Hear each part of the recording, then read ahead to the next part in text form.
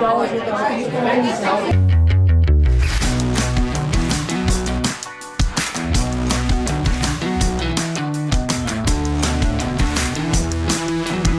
welcome to Cwic Show. My name is Greg Mattson, and I am your host. In this episode, we've got a panel discussing being LGBT in the church. The messages that are put out there are oftentimes very confusing, and these are individuals that have personal experience with this difficult and controversial topic.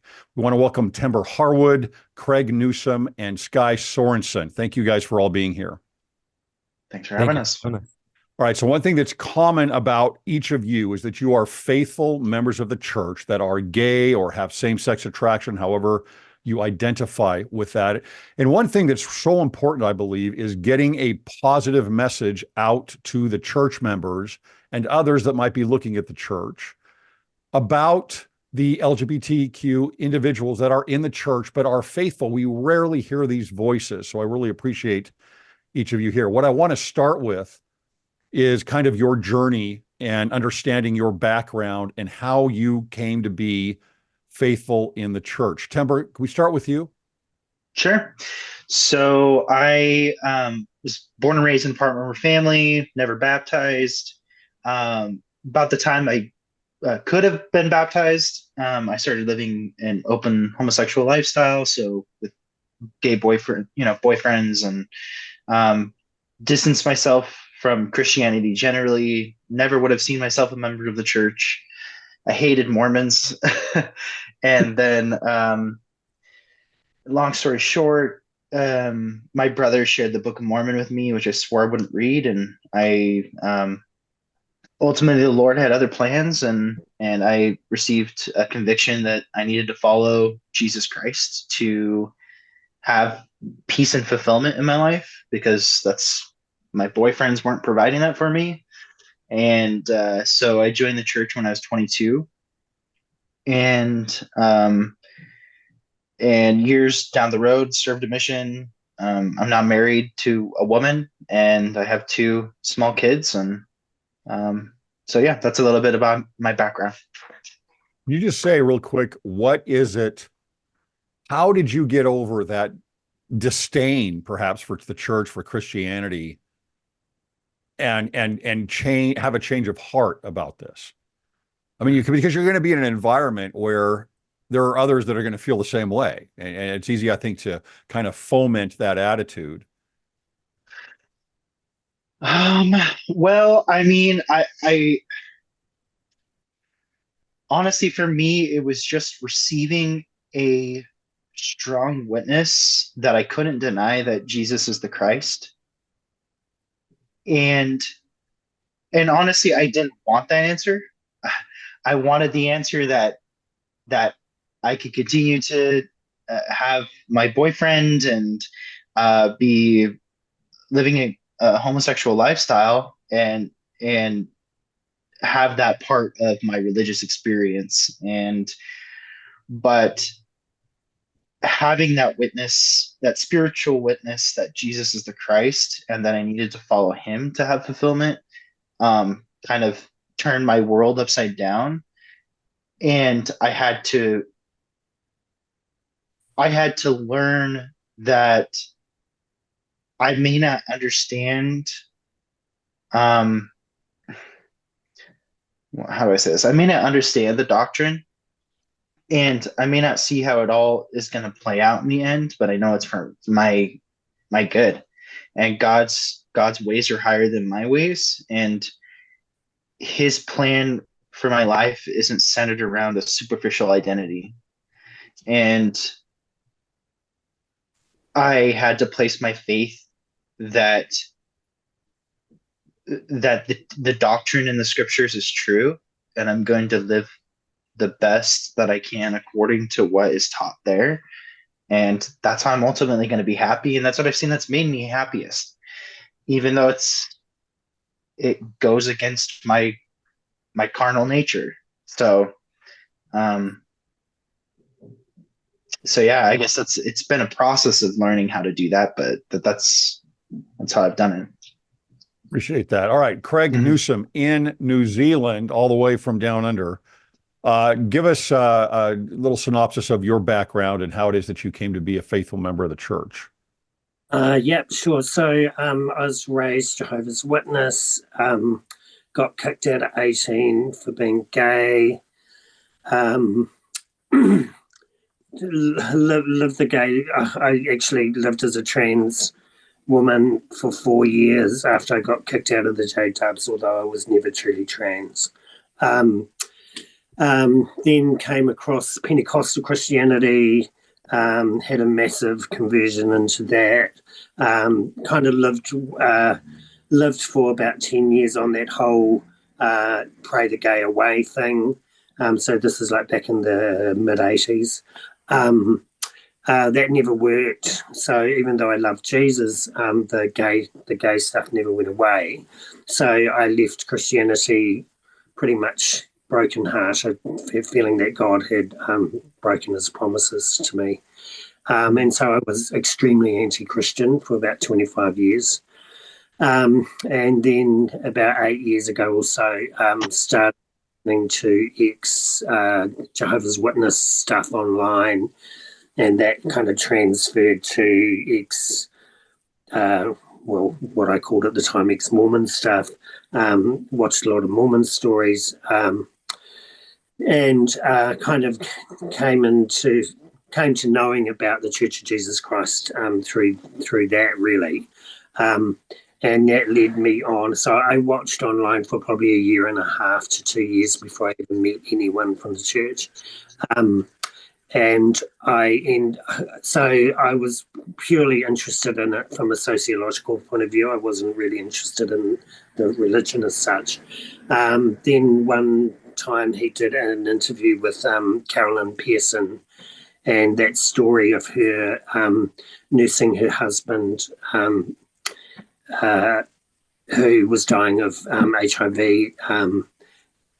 like that expression of Christianity, of Christ-like love towards her ex-husband, just broke my heart. And so that was kind of like the first little chink in my armor. And by that stage, I'd kind of learned, read the Book of Mormon, have the missionary stuff. So I did that and started reading the Book of Mormon, and probably, I don't know, second or third time, and I can't quite remember now, I started feeling the Spirit, and that was new for me. And I started going to church. I had got the missionaries and started going to church, and would feel the Spirit at church all the time. And so long story short, I got baptized 6 years ago and have never been happier. Yeah.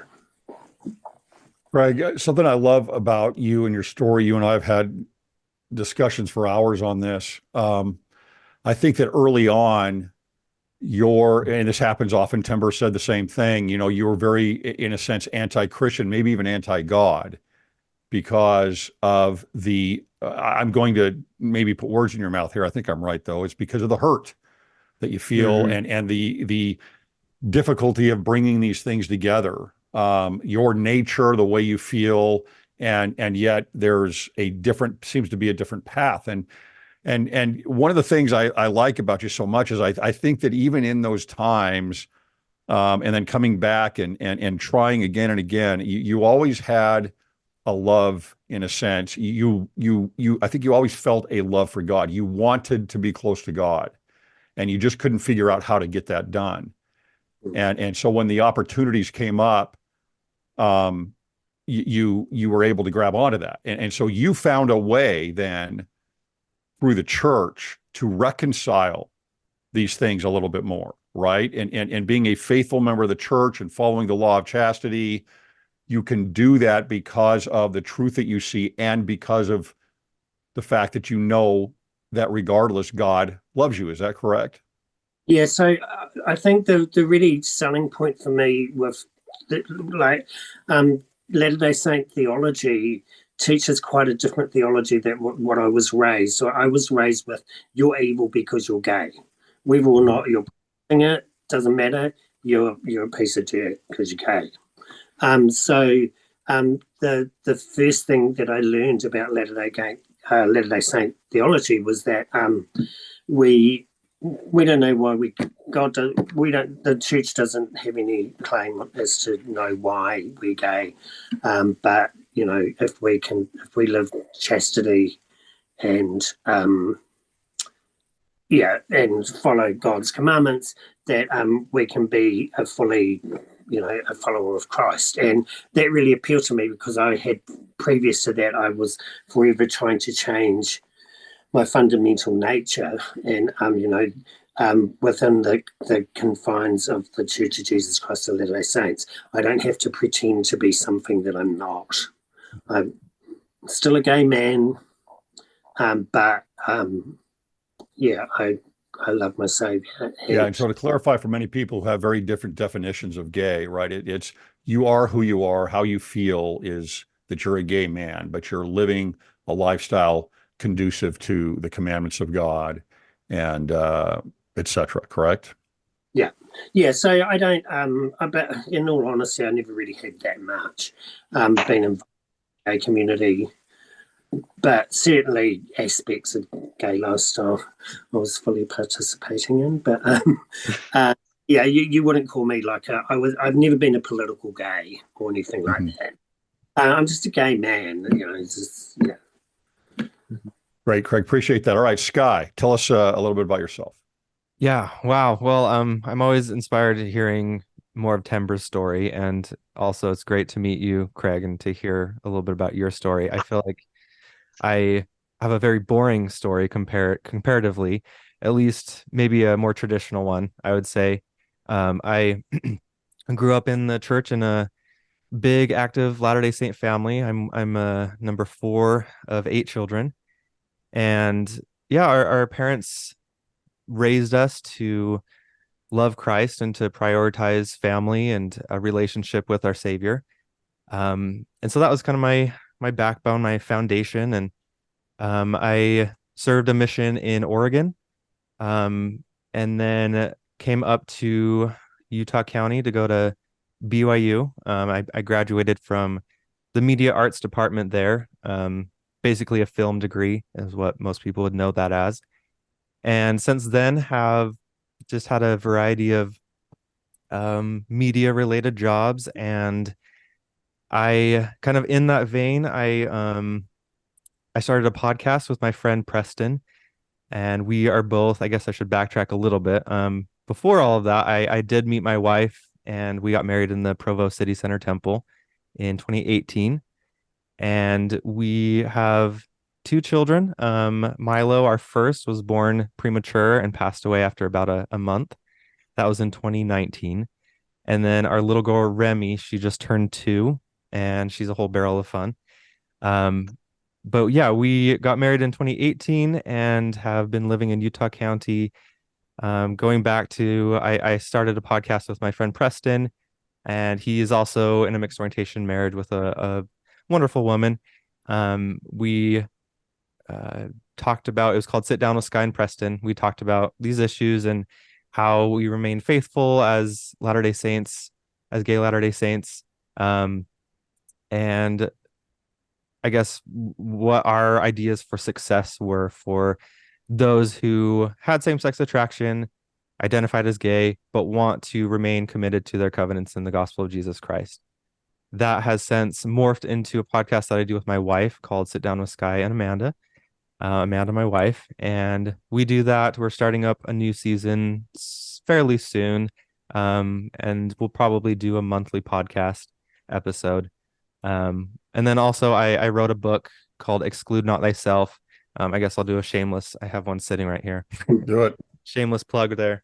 But it's the tagline, Thriving as a Covenant-Keeping Gay Latter-day Saint. So just more of my ideas about how I've been able to thrive and what I've had to embrace and grasp and accept in order to thrive in the church, and then how other members of the church can love and support their fellow Latter-day Saints who have an experience that could be classified under LGBTQ or same-sex attraction, while still holding their covenants and still pointing to Christ. So some of my ideas for that.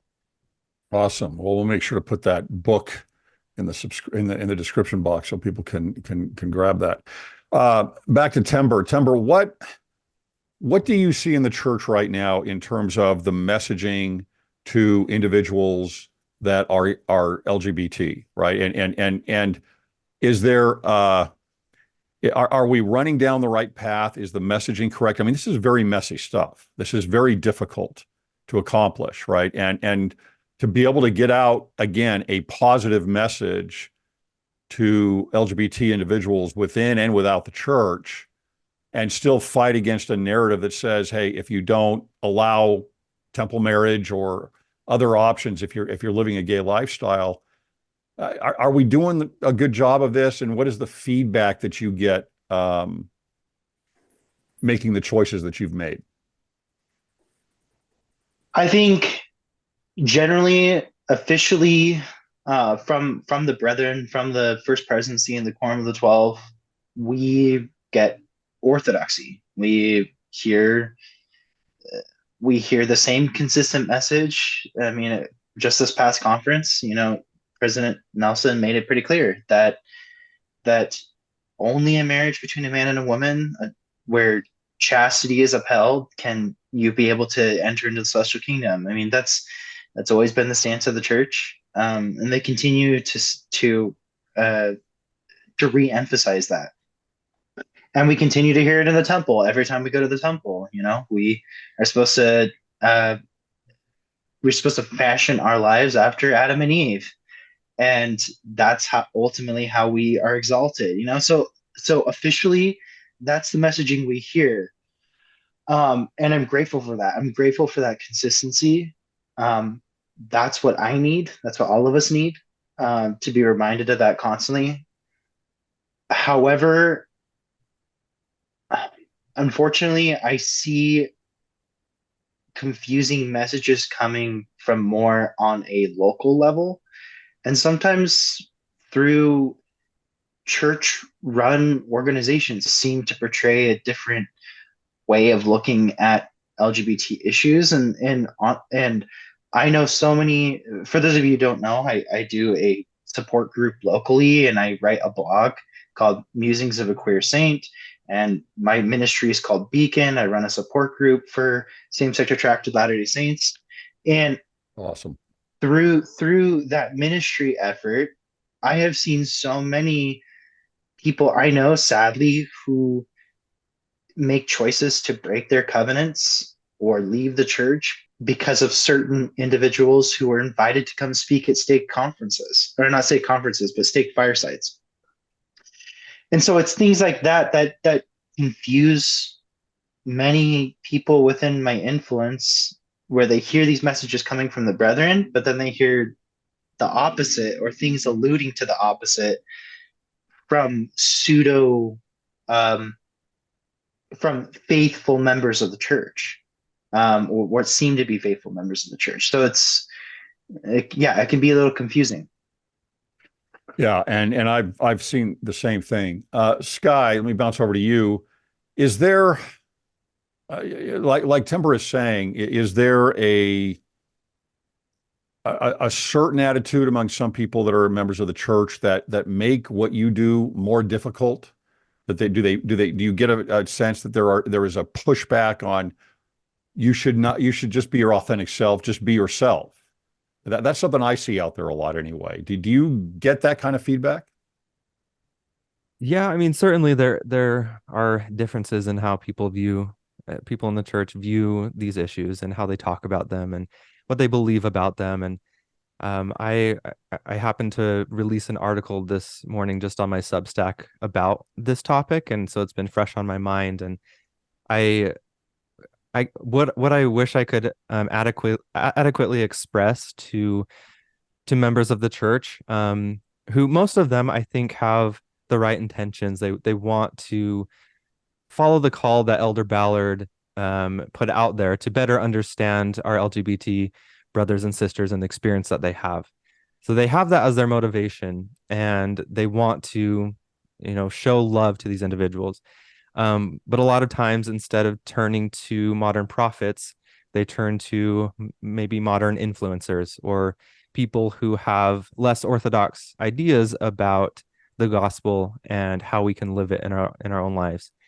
And so it is disheartening to see members of the church who very vocally fight up against the principles found in the Family Proclamation, because it is really confusing. I would say that if I was growing up in today's environment, it would have been really confusing for me. At this point, I feel like I have a better handle, and it doesn't really affect me personally. But I do worry about those younger members of the church who may have same-sex attraction or may not, and may just have friends who do. But hear these voices telling them that we can live these kind of two lives simultaneously, one foot in the world and one foot in the church.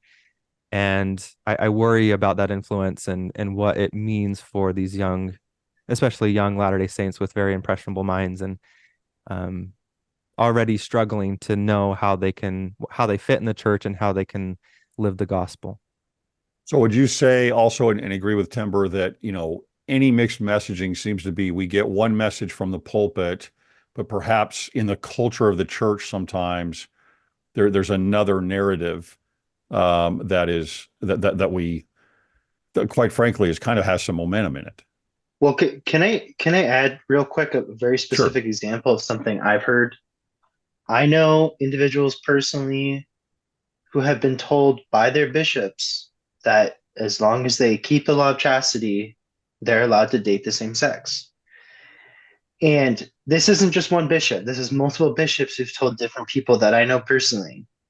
And so that's what I'm saying, is we hear these official things in the church coming over the pulpit, but then on a local level, bishops are saying things that seem to totally negate God's plan for families. So what do we do about that? So, is there a need for more specifics maybe in the manual, would you say, or is there, because I can, I've been in those positions, so I can see how a bishop would say, well, if you're not breaking the covenant, then you're okay.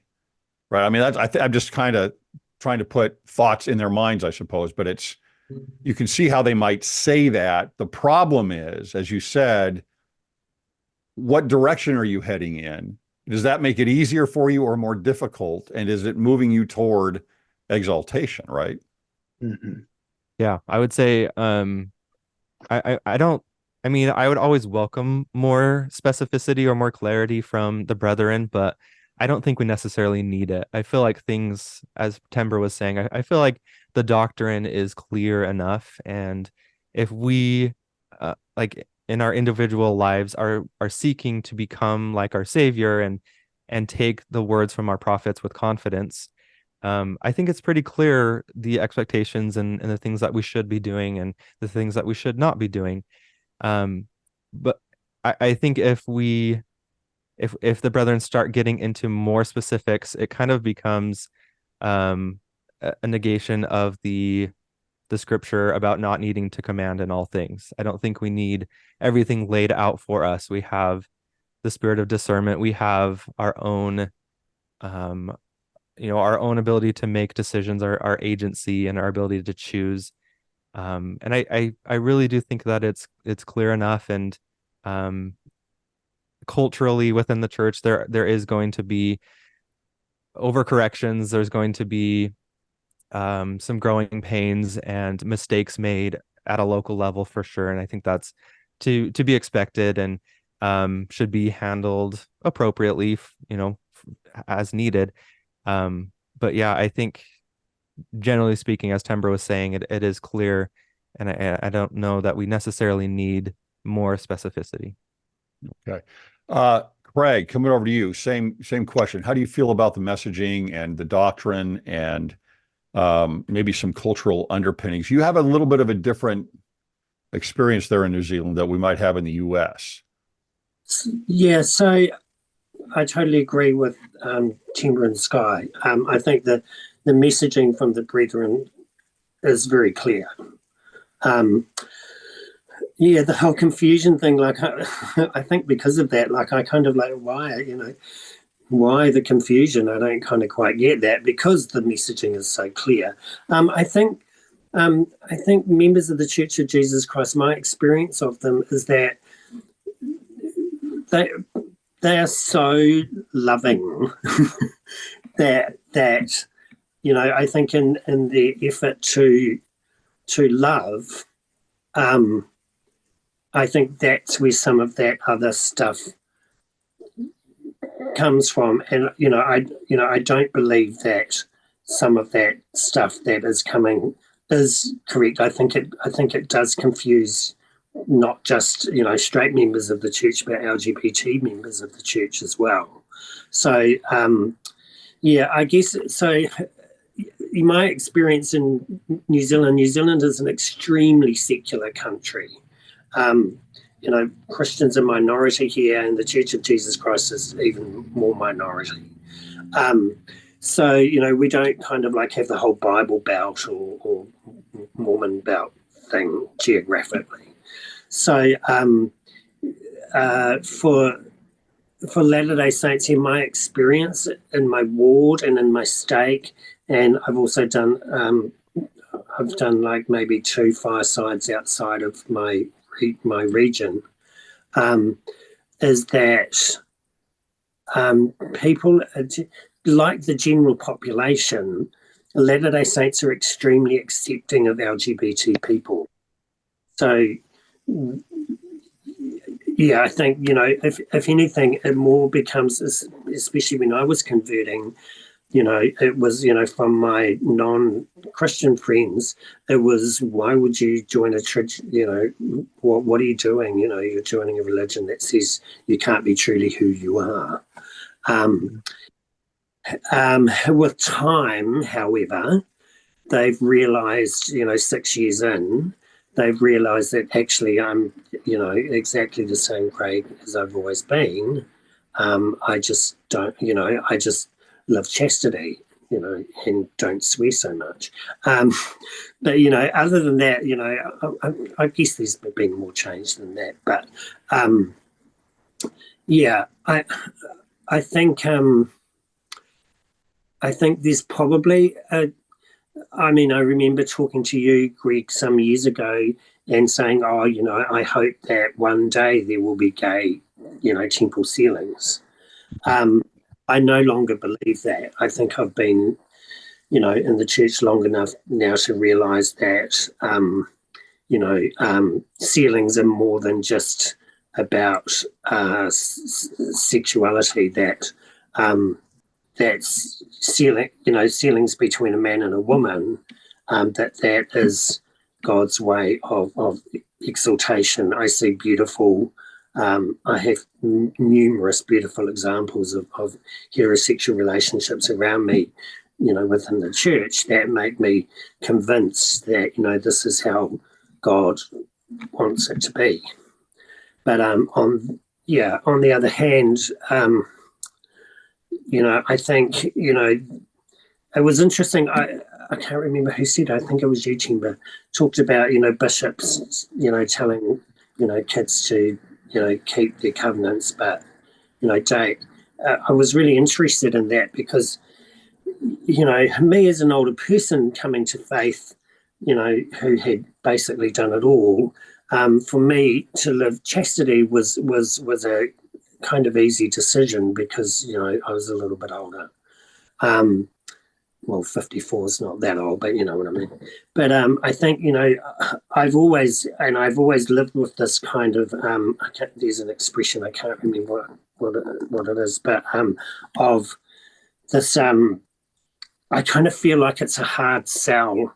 It's a difficult sell to say to an 18-year-old, live chastity, be on your own until you're 80, never experience holding hands, never experience going on a date, never experience, personally, I find that a really hard sell. Mm-hmm. And I have great admiration for these kids that do it. Absolutely. But also part of me that kind of like goes, go away, do it, and then come back when you're ready. But it's probably slightly, but yeah, yeah, and I guess the only other thing that I'll say, and then I'll be quiet, is I think the thing that I feel really strongly is that LGBT people need to know that they're loved and wanted, whether they choose to live the covenant path or whether they choose not to live the covenant path. The important thing is that they know that they are loved. And, you know, I've had personal experiences, ironically not in New Zealand, but of friends in the States who come out to their Latter-day Saint kids who come out to their family, and they're either shunned by their family or they're, treated not well by their family. And I find, that is not the doctrine of our church. That is not how we are taught to treat people. And so, yeah, I think I hear of Latter-day Saints that are afraid to be out in their ward, in America.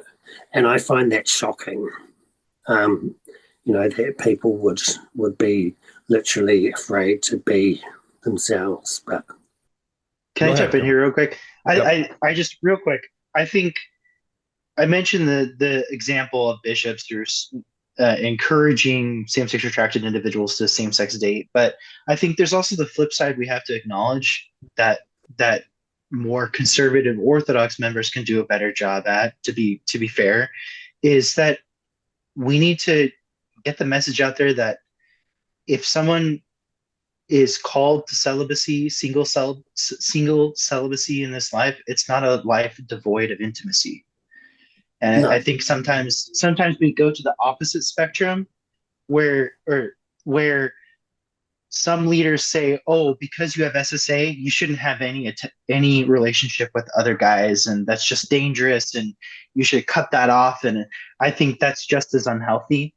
And that's more messaging that more Orthodox conservative members need to give us, especially youth, that to help us see that your life isn't going to be devoid of intimacy. You can have deep, affectionate, intimate relationships with people of the same sex within the bounds the Lord has set. And that's also a message we're not hearing and that we need to hear, right? I agree completely. Like, I think the only way that it's possible to live celibacy is to make sure you have several really nice, intimate relationships and, multiple.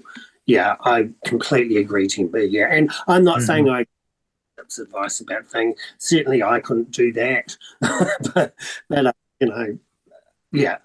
yeah. I'm just interesting that you sort of brought that up. Yeah. Appreciate that. Sky, for you and for Tember, right? Yeah, where you guys have married a woman and chosen that path.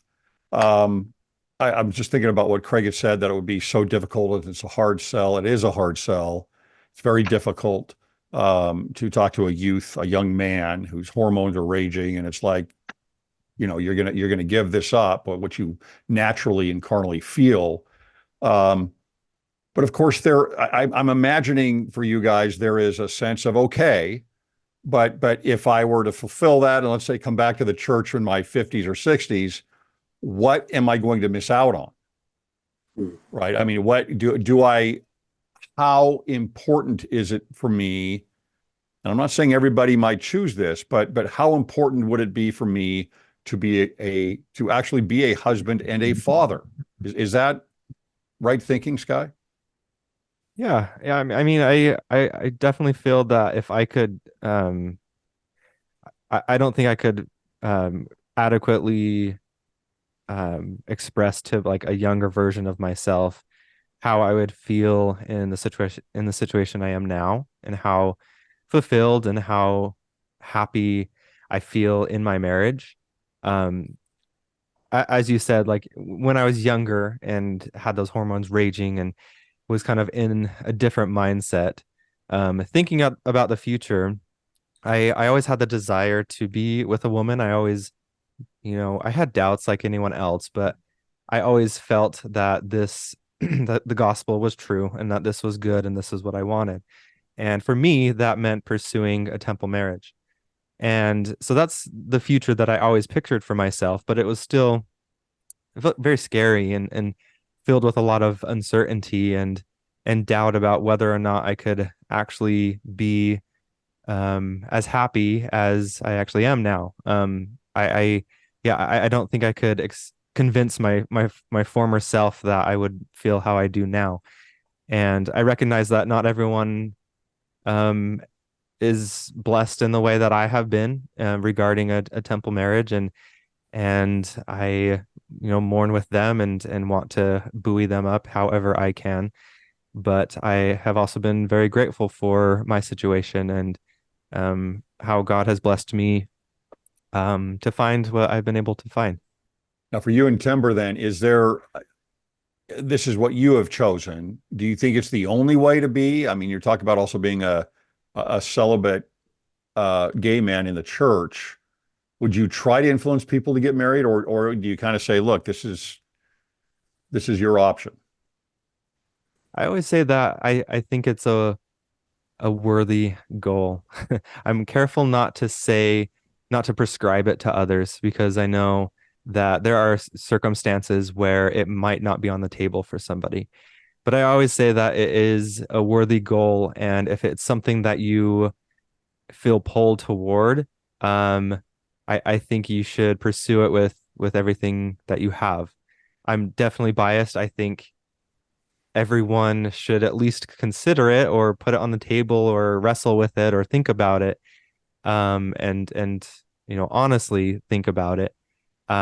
But yeah, I do recognize that there may be situations where it might not be on the table, and I think everyone is called to some sort of maternal or paternal role in their lives. That could be an extended family role, it could be in the community, within the church.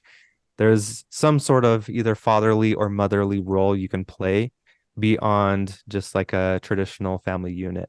And so I think everyone is called to something mirroring that. But for most of us, most people generally, I would say that would be in a marriage, and some Latter-day Saints in same-sex marriage, same-sex attraction. It is also, I think, they're called to, as I have been. Remember, I study. Oh, go ahead, Craig. I was just going to say, and I'm sure you think this as well, you guys, but just bringing up that it needs to be honest.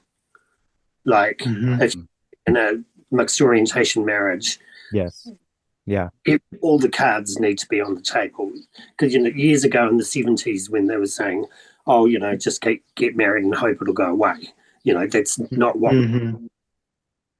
Yeah, that's not healthy either. That does a lot more damage than good, right? I think in an ideal situation, you would open up to your potential spouse before getting married. I know that hasn't always happened, and I personally know a couple who is much older, and he came out to her much later in their marriage, and definitely caused some rifts. But at this point, they've reconciled and are happy. Yeah. But I think in an ideal situation, it would be up front. Tember, there's I study these things a lot, whether it's here in the U.S. or and things that let's say a push of queer theory and gender ideology being pushed into the K-12 space. I've looked very recently much more into what's happening with the United Nations on how these kind of ideas it's not a matter of put your arm around someone and love them regardless of who they are. It is, we want to push these ideas and these ideologies into the spaces throughout the globe. And it's very active. It's very underhanded, right? And you see some of this happening from outside of the church and sometimes within the church. And this is a movement. You've got just under a quarter of Gen Z that is now self-identifying as LGBT or somewhere non-binary. I mean, there's this massive cultural shift with these ideas, and some of it is, we've loosened up the shame, and so some people can come out. That part is probably good, but beyond that, there is a real push with this. How do you how do you give a positive message to a gay individual, for example, of the gospel, and they're to someone who's already kind of indoctrinated somewhat into these ideas that are pushing against patriarchy and some kind of sexual norm, right, within society. What is the positive message you give them? You give these workshops. Do you counter that? How do you bring this up to somebody like that? So showing love without buying into all the LGBT activism, is that what you're asking? Yes. I think showing the greater vision of what true happiness and joy is, but helping people to see the greater picture that the restored gospel has to offer, and why joy, true joy, can only be found in pursuing marriage and family the way that the Lord has established it. I think helping individuals like myself, and especially youth, to see that does more than trying to show compassion by siding with what secular society says being LGBT should be like. Does that make sense? Mm-hmm. I don't know if I'm saying that right, but for me, seeing that greater vision for joy and happiness has done more to support me than someone. I think a lot of there, like Sky alluded to, there's a lot of well-meaning members of the church who are trying to show compassion, and the way that they're showing compassion is by playing into what secular society says the LGBT experience should look like. Let's saturate everything with rainbows, and that's gonna help people feel accepted. And trying to shove that agenda into anything that even resembles a rainbow. Like, for instance, the Tree of Life painting in our manual, our church manual for Come Follow Me. It's a beautiful painting, and that artist was not trying to convey that at all. But these compassionate members are trying to shove an LGBT agenda into that painting, and it's like, no, stop, please. We don't. That's not what we need to feel supported. We need to know that as we strive to follow the Savior, we strive to live closest to the ideal, we're going to have the most joy in life, even amid our challenges. I don't know if that answers your question, but well, that really does. Sky, let me point it over to you too. Yeah, I just want to underscore that. And Craig was mentioning earlier how it's a really hard sell to a young member of the church to tell them that they're going to, a young gay Latter-day Saint, that they're either going to have to marry someone they're not traditionally attracted to or live a life of celibacy. I think there's a little bit more to that story than just kind of that black and white dichotomy. But going off of that assumption, it really is a hard sell. And so I think that's why there is so much wisdom in the structure of the gospel and the conversion process that our leaders talk about so often. I don't think you're going to be able to sell that to somebody if they're not converted to the gospel. The conversion has to come first, and then the pieces can kind of line up later to show what is required of you if you have a conviction of the restored gospel. This is the X, Y, and Z of how you can change and become better and become your best self.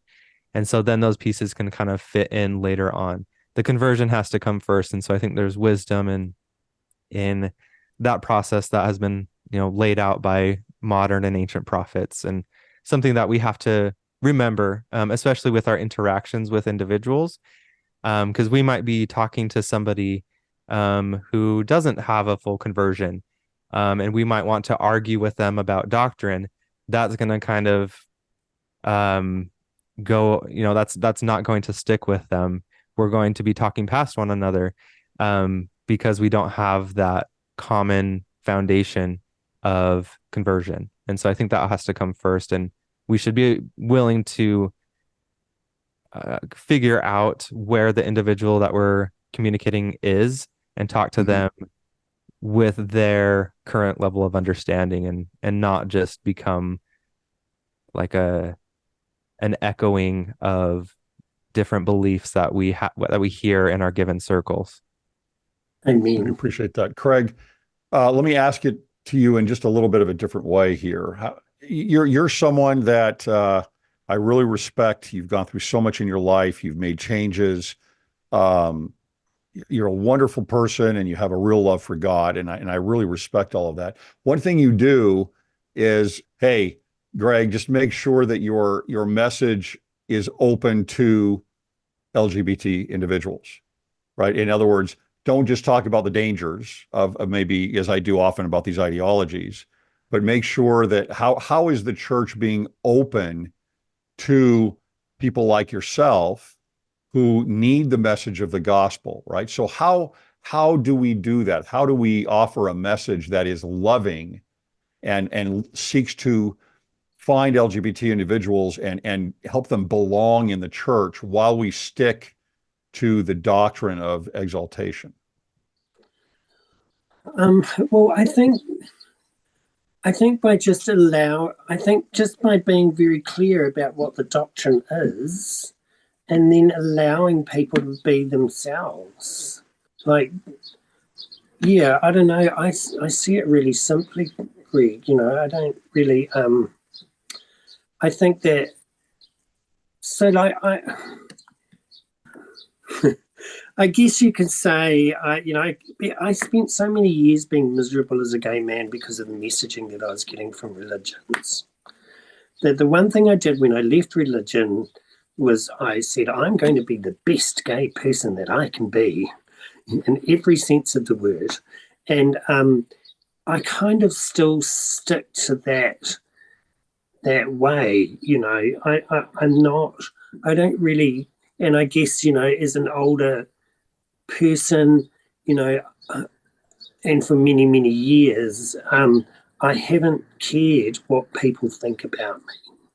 I literally don't care. I care a lot what God thinks about me, but I don't care what people think of me. So I'm just myself. And, it's really hard to not know me and within 5 minutes realize that, I'm rather fabulous. I think, the doctrine of the church is not asking me to put that aside. I think what the doctrine of the church, in fact, is asking me to bring those strengths into my ward, into my friendships, and use those strengths that I think, LGBT people have a whole lot of really good stuff that we can bring to the gospel without compromising in the least what the gospel is. Yeah, I think that when I was growing up, there was no role models of what it was to be a gay man. There was zero, and the only time I saw it was really negative portrayals on the old television program.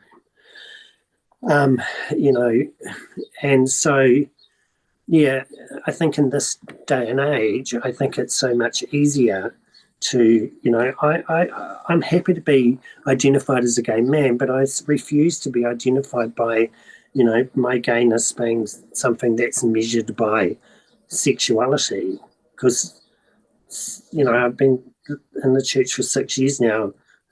For me, it's no longer about sexuality. It's about becoming the person that the Lord created me to be, and to continue to grow. And I know for me, no, I'm not going to be married this side of the veil. And I'm not even so sure about the other side of the veil either, in all honesty. Put it this way, I have no desire to be, But, we don't know what it's like on the other side of the veil. But I know in terms of exaltation, I really appreciated Elder Oakes' talks. Oh, was it Elder Oakes? Might have been the prophet. He about there being levels of, in the celestial realm, that there's levels of. I think that was Oakes.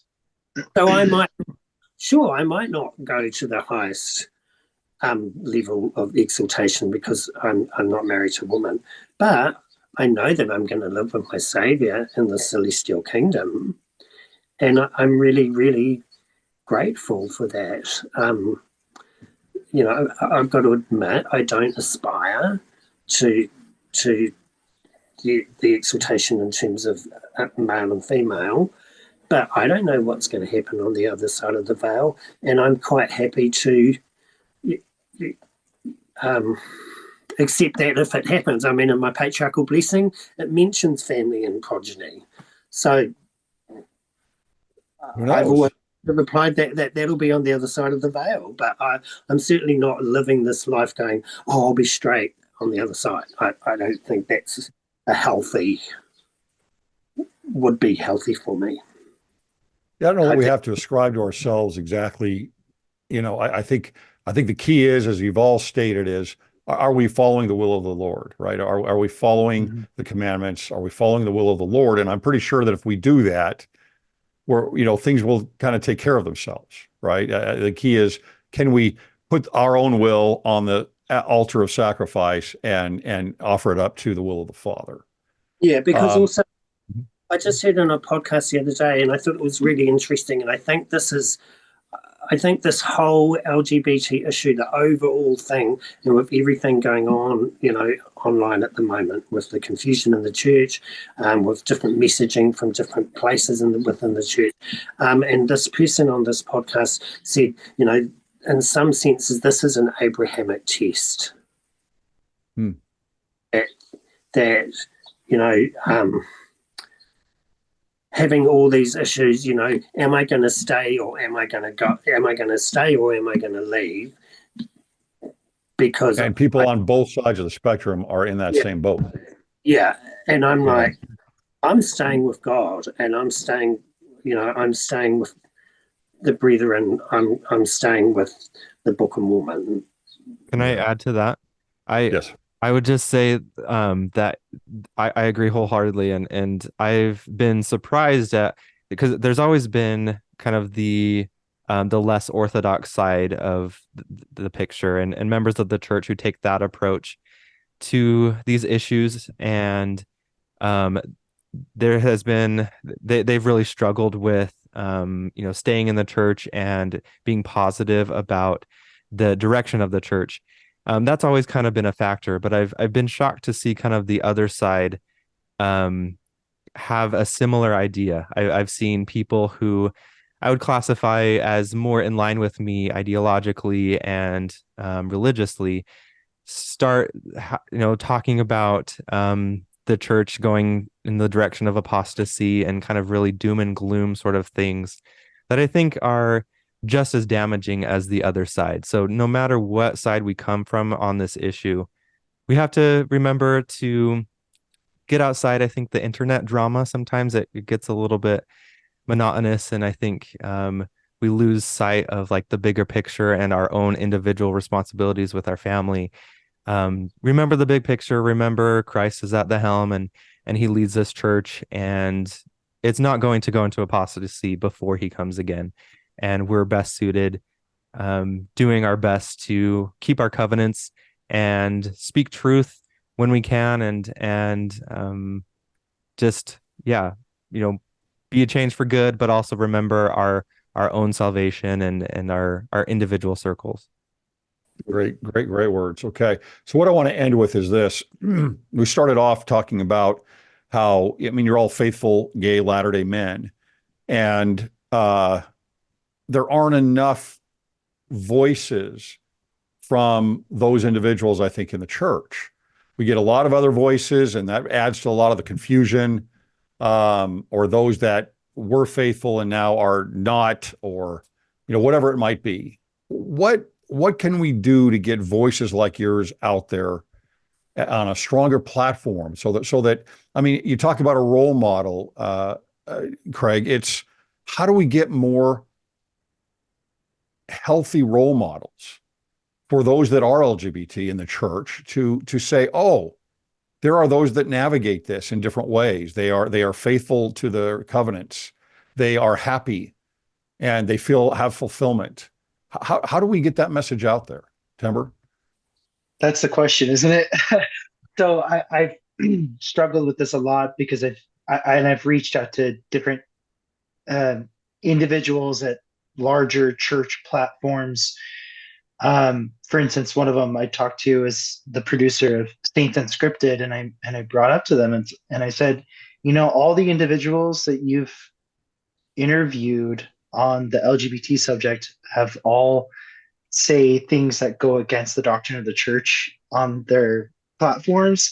And I brought this up to them, like, maybe just a suggestion, please vet a little bit more who you're going to present on your platform, because Saints Unscripted they're great. They're an awesome resource. And a lot of people look up to them for the official viewpoints of the church. But I think that's one of the biggest things that needs to be done, is to do a better job of actually looking into certain LDS influencers' podcasts and what they actually say on their podcasts before they put them out there as the face of gay Mormons. I'm trying so hard not to say the names of individuals, but there is one gay member of the church who worked for the BYU Honor Code office, who on his podcast says things that go directly against what the brethren teach. And they put him as the face of this series of videos. Mm-hmm. And that to me is so discouraging to see. And you think here's my question on that. What do you think that is, when you say they're not well vetted, are we sure they're not well vetted, or is that just naivete from those that would choose that? I mean, I guess we don't really know that, right? I always try to give people the benefit of the doubt, although sometimes it's really hard to do so when I'm like, you have a lot more resources than I do and ability to look into this than I do. I think a lot of it is naivete, honestly. They see, oh, he's working at BYU, he's at the Honor Code office, he must be presenting the official doctrine of the church. So I don't know. I hope that's just what it is. It's just naivete. I hope there's nothing nefarious going on. Although you never know. We're a church of 17 million members, right? There's going to be some people in there who do have progressive views, who are trying to get those progressive voices out there. I hope that's not being done at Deseret Book, knowingly. Craig, now is that a Maori tattoo on your arm? Oh, yes. Is it Maori? Show it with pride. Come on. You don't have to hide it. I want to see that thing. I love that. I'm asking, is it a Maori tribal tattoo? It's combo Maori and Celtic. Okay. I know that when you came into church your first time and you looked around, there were a lot of Maoris there, and you were like, all right, I'm with my people. Yeah. Okay, let me ask you the same thing then. How do we get voices like yours out there more? Well, I don't know. I've been feeling a bit guilty about this. So, so I think, first of all, in the local wards and in the local stakes, like, I think we just need to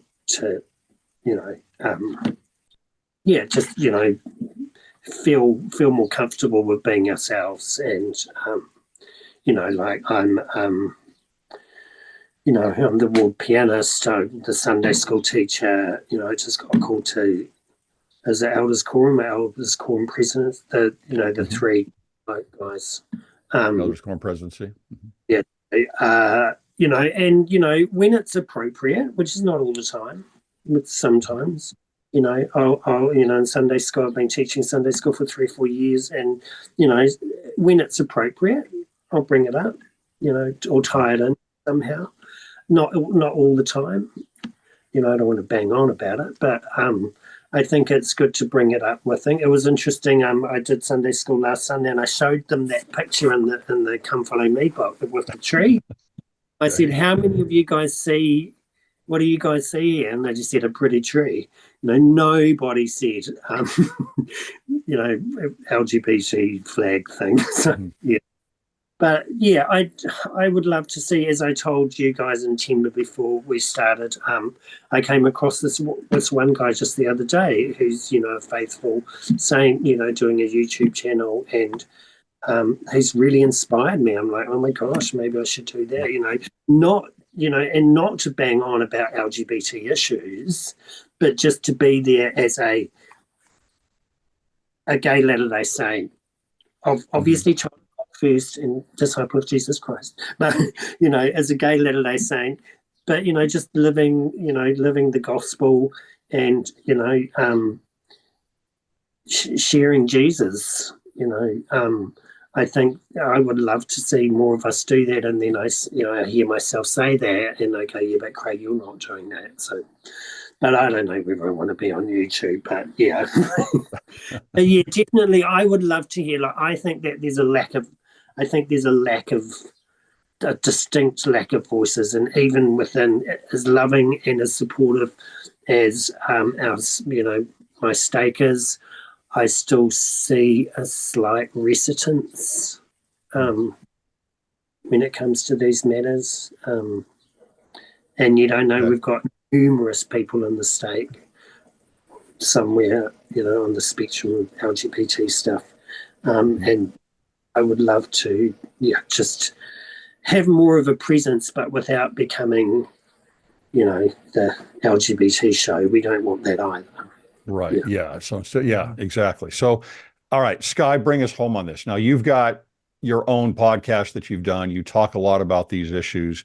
So you certainly are doing something about this. And I think it's been a very positive influence for a lot of people. But how do we leverage that? How do we get this message out there further? Right? I mean, that's what I'm trying to do here, right? I want gay, faithful Latter-day Saints to be seen, their testimony, so that people know that, hey, this is, again, there's ways to navigate this. How do we magnify this? In my situation, I've thought about this a lot because I appreciate what you said, and I am trying to do my best to get the ideas out there that I feel will help younger people who have a situation similar to mine. I think one of the key differences, I am really not, I'm not good. I don't want to be, and I'm not good at being what you would call like an influencer.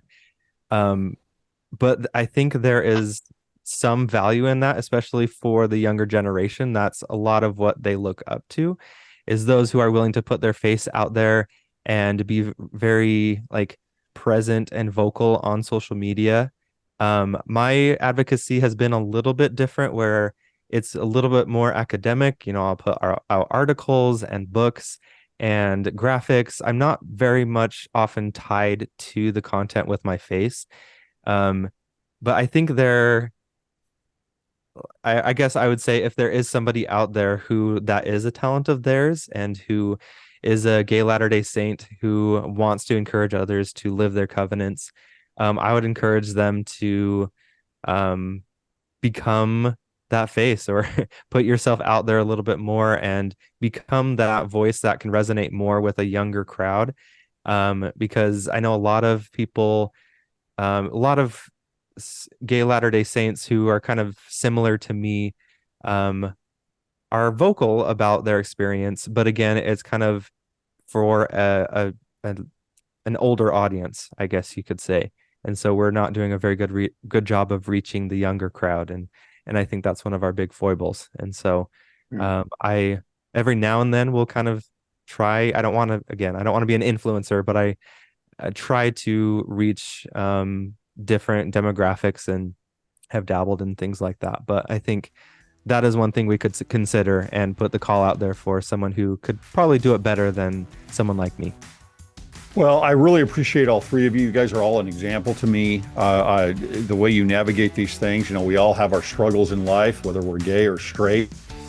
You guys do an amazing job of most importantly, you have a testimony. You're converted to the gospel, and that in and of itself is an example, I think. And so I'm grateful for the opportunity to be able to do this, and I really appreciate each of you coming on the show and giving us all the opportunity to hear your voices and be edified by it. So I appreciate that, and thank you, Tember and Craig and Sky, for showing up. Thank you for Thanks for having us.